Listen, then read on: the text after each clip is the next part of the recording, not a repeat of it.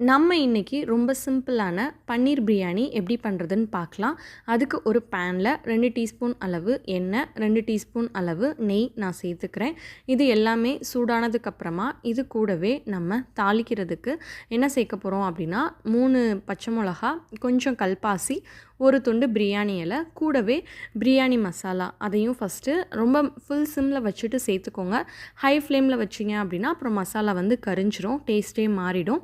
இது கூட ஒரு பெரிய வெங்காயம் அதையும் போட்டுட்டு நல்லா வதங்கினதுக்கப்புறமா கூட 1லேருந்து 2 டீஸ்பூன் அளவு இஞ்சி பூண்டு பேஸ்ட்டு சேர்த்துட்டு அதையும் வந்துட்டு நல்லா மிக்ஸ் பண்ணிடலாம். இப்போது ஒரு பெரிய தக்காளியை பொடுசாக கட் பண்ணி அதையும் சேர்த்துட்டு க்ளோஸ் பண்ணி ஒரு 5 மினிட்ஸ் வந்து வேக விடுங்க. அப்போ தான் தக்காளி வந்து சாஃப்ட் ஆகும்.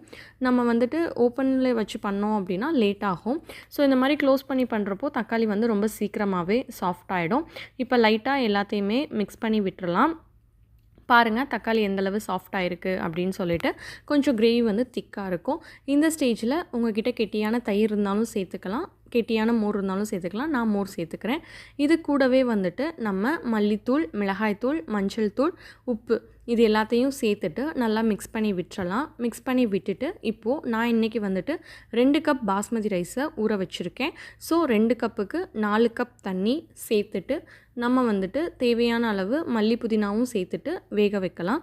இப்போது பன்னீரை வந்து மேக்ரினேட் பண்ணலாம். அதுக்கு பன்னீரில் வந்துட்டு இஞ்சி பூண்டு பேஸ்ட்டு, நம்ம ஸ்பைசஸ் எல்லாமே மஞ்சள் தூள், மிளகாய்த்தூள், கரம் மசாலா எல்லாமே சேர்த்துட்டு தேவையான அளவு உப்பு சேர்த்துட்டு அதை மேக்ரினேட் பண்ணி ஒரு 10 மினிட்ஸ் வந்து ஊற வச்சிடலாம்.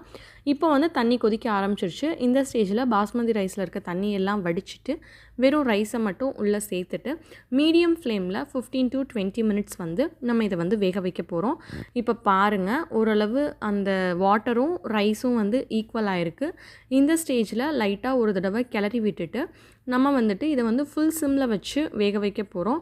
ஸோ இதை வந்துட்டு நம்ம க்ளோஸ் பண்ணுறதுக்கு முன்னாடி ஒரு அரை எலுமிச்சம்பழம் புழிஞ்சு விட்டுட்டு நம்ம இதை வந்து முடி போட்டு வேக வைக்க போகிறோம். இது கூடவே நம்ம மேக்ரினேட் பண்ணி வச்சுருந்தோம் இல்லையா, அந்த பன்னீரையும் சேர்த்துட்டு அப்படியே நம்ம வந்துட்டு தம் ஸ்டைலில் ஃபுல்லாகவே ஃபுல் சிம்மில் வச்சு ஒரு 10 மினிட்ஸ் வந்து நம்ம வேக விட்டோம் அப்படின்னா தண்ணி எல்லாமே அப்சர்வ் ஆகி இந்த கிரேவி எல்லாமே வந்துட்டு உள்ளே ரெடியாக இருக்கும். இப்போ பாருங்கள் ரைஸோட லைட்டாக அந்த பன்னீரை வந்து நம்ம மிக்ஸ் பண்ணி விடணும். ரொம்ப நம்ம எடுத்தோம் அப்படின்னா பன்னீர் வந்து உடஞ்சிரும்.